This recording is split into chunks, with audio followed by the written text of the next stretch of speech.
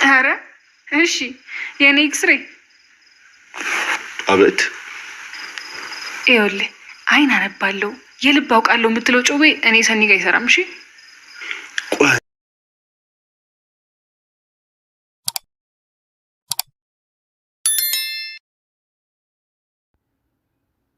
ጽናት መሩ ኪራ ይመጣል፣ ይበላል፣ ይጠጣል፣ ይተኛል።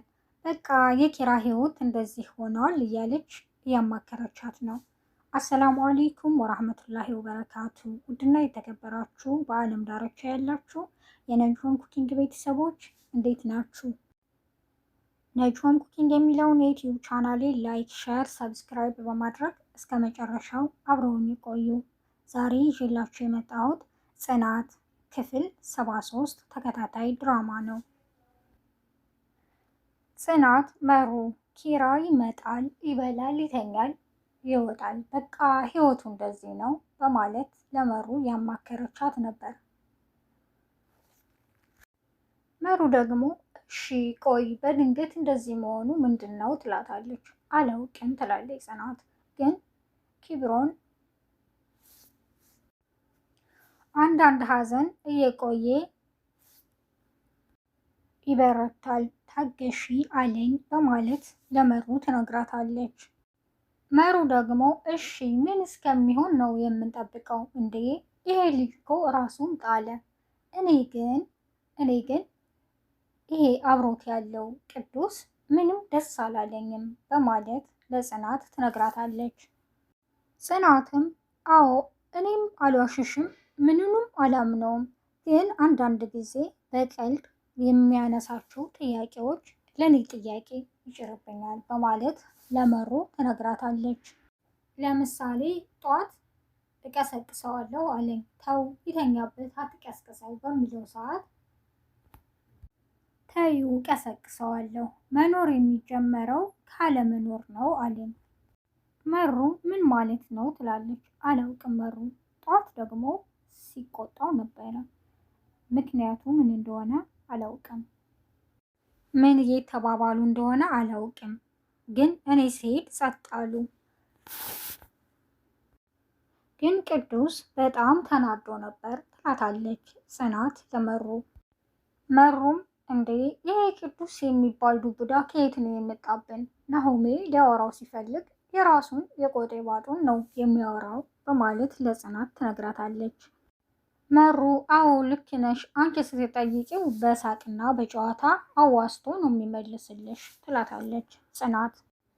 አዎ ጽናት የቅዱስ ወሬ ሁሉ እንቆቅልሽ ነው፣ ዛሬ ከናሆሚ ጋር ሊያወሩ ተቀጣጥረዋል ትላታለች። እንደዛማ ከሆነ እሺ እኔም እመጣለሁ ትላታለች ጽናት።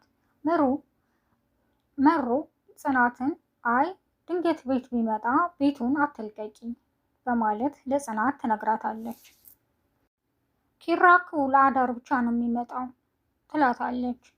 መሩ አይዞሽ ጽናት ሁሉም ነገር ያልፋል በማለት ታጽናናታለች። መሩ አሁን በጣም ከብዶኛል ከስከዛሬው የበለጠ በማለት ጽናት ለመሩ ትነግራታለች። መሩም ግን ፍቅራችሁ እንዴት ነው በማለት ትጠይቃታለች። ምንም የተፈጠረ ነገር የለም፣ አንድም ቀን የሚያስቀይመኝን ቃል ተናግሮኝ አያውቅም በማለት ጽናት ለመሩ ትነግራታለች። ራሱ ተስፋ የቆረጠ ይመስለኛል ትላታለች። በባዶ ወሬ ያስኩሽ፣ እስኪ እኔም ከተበላልኝ ምግብ ላንጣና እንብላ በማለት ጽናት ተነስታ ወደ ኪችን ገባች። መሩም ብቻዋን ቁጭ ብላ አይ ጽናት ማን ይሆን ደስታ ይራቅሽ ብሎ የረገመሽ ትላለች። ሰኒና ኪብሮን አሁንም አይጥና ድመት እንደሆኑ ናቸው። በተቀመጠችበት ኪብሮን ድንገት ያያታል። እንዴ ሰውዬ ልትሸመድደኝ ነው እንዴ ትለዋለች። ምነው አይነት ፈሪያለሽ እንዴ ይላታል ኪብሮን። ሰኒም በመናደድ ሰውዬ ምን አድርጊ ነው የምትለኝ? ቤቴ በግድ መቀመጥህ ሳያንስ ታፈጥብኛለህ በማለት ትመልስለታለች። ኪብሮንም እና አይኔን ጨፍኜ አልቀመጥ በማለት ይመልስላታል። ኪብሮንም ወይ ቲቪውን እንክፈተው እንዴ ይላታል። እሷም ሪሞቱ የት እንዳለ አላውቅም ትለዋለች። በቃ ንብረትሽ በሙሉ የት እንዳለ አታውቂም በማለት ድጋሚ ያናዳታል። ሰኑም እንዴ እየሰደብከኝ ነው ትለዋለች። አልሰደብኩሽም፣ ግን ለምንድን ነው ከኔ ተቃራኒ መሆን የምትፈልጊው በማለት ይጠይቃታል። እሷም አላውቅም ትለዋለች። ሳይህ ታናድደኛለህ በማለት ትመልስለታለች። አይ ምናልባት የኮሰረቱ ነገር ይላታል። እሷም በቃ በቃ አንተ ሰውዬ በማለት ትመልስለታለች። ኪብሮንም እሺ በቃ አትናደጂ ይላታል። ግን ለምንድን ነው የምትፈታተነኝ በማለት ትጠይቀዋለች። ድጋሚ ውስጥሽ የተሸፈነ ህመም ስላለ በማለት ኪብሮን ይመልስላታል። አረ እሺ የኔ ኤክስሬ በማለት ትመልስለታለች። እሱም አቤት ይላታል። ይኸውልህ አይን አነባለሁ ግን ታውቃለሁ የምትለው ጩቤ እኔ ሰኒ ጋር አይሰራም በማለት ትመልስለታለች። ኪብሮንም ቆይ አንቺ ግን በቻልሽው አቅም ሰውን ላለመቅረብ ለምንድን ነው ግንብ የምትገነቢው በማለት ይጠይቃታል። እሷም በረጅሙ ከተነፈሰች በኋላ ሰውን መቅረብ ትርፉ ህመም ስለሆነ በማለት ትመልስለታለች። ኪብሮንም እንዴት ይላታል። እሷም የሰው ልጅ 2 እግር ያለው ተንቀሳቃሽ እባብ ስለሆነ በማለት ትመልስለታለች።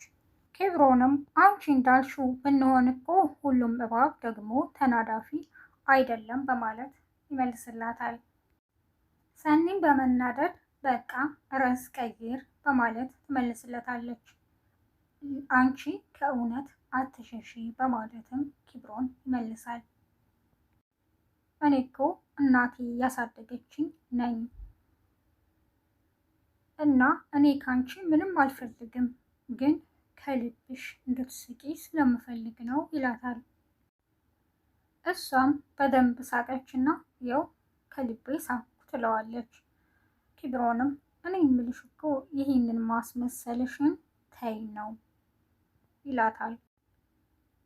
ሰኒም ለምንድን ነው እንደዚህ የምትለኝ ትለዋለች። ቅድም እንዳልኩሽ ያልተኖረ ወጣትነት ስለሚያመኝ ነው በማለት ይመልስላታል።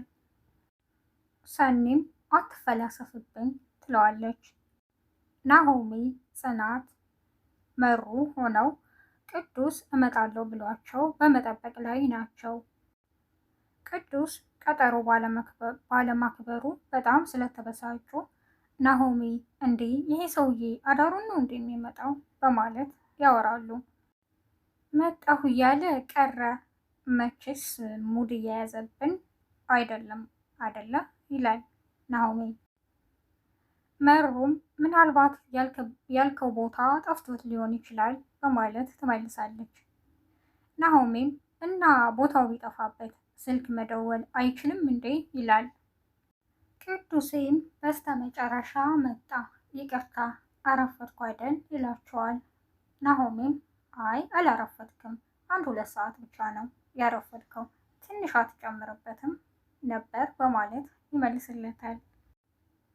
ጽናትም ቅዱስ እዩልህ ዛሬ እየቀጠርነው ስለ ኪራ አንዳንድ ነገሮችን የምታውቃቸውን እንድትነግረን ነው በማለት ትጠይቀዋለች። ቅዱስም አውቃለሁ፣ ስትደውሉልኝ ስለ እሱ ልትጠይቁኝ እንደሆነ በማለት ይመልሳል። ናሆሜም አዎ በቃ ገብተዋል፣ ቀጥ ብለህ ወደ ጉዳዩ ገባ ይለዋል። ቅዱሴም እኔ በጣም ይገርመኛል የረጅም ጊዜ ጓደኛው እያለህ ስለ ኪራ እኔን መጠየቅ ስታስቡ በማለት ይመልስላቸዋል። ጽናትም እሺ አሁን የምታውቀው ነገር ካለ እባክህ ንገረን ቅዱስ በማለት ትጠይቀዋለች። ቅዱሴም ኪራ ጋር የተገናኘ ነው በድንገት ነው፣ ልገጨው ነበር ያው ባለፈው እንደነገርኳችሁ በማለት ወሬውን ይጀምራል። ናሆሚም እንዴት እባክህ በማለት ይጠይቀዋል። ቅዱሴም እሱ ራሱን ሊያጠፋ ምላጭ ይዞ እየሄደ ነበር፣ እኔ ደግሞ ከቤት ወጥቼ ቡና ለመጠጣት እያሽከረከርኩ ባለሁበት ሰዓት ነበር መሀል አስፓልት ላይ ያገኘሁት እንድገጨው የቆመው በማለት ወሬውን ቀጥሏል። ውድና